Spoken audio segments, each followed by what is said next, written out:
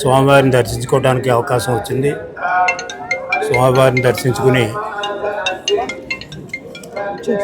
అన్ని విధాలుగా ఈ రాష్ట్రాన్ని కాపాడటానికి, రాష్ట్ర ప్రజలు సుఖ సంతోషాలతో జీవించాలని, అదే మా కుటుంబ సభ్యులు కూడా ఏ ఇబ్బంది లేకుండా ఉండాలని కోరుకోవడం జరిగింది.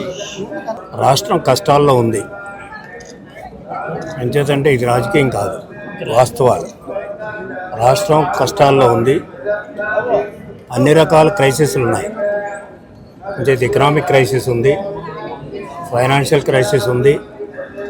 నిధుల కొరత వల్ల ఈ రాష్ట్రం ఇబ్బంది పడుతూ ఉంది. మరొకవైపు ప్రజల యొక్క సమస్యలు, రాష్ట్ర యొక్క సమస్యలు విపరీతంగా ఉన్నాయి. ప్రజల యొక్క ఆస్పిరేషన్స్ కూడా ఎక్కువగా ఉన్నాయి. అటు ప్రజల యొక్క కష్టాలు తీరాలన్నా, ఇటు ప్రభుత్వం యొక్క ఇబ్బందులు తీరాలన్నప్పుడు కూడా వెంకటేశ్వర స్వామి యొక్క ఆశీర్వచనం చాలా ముఖ్యం.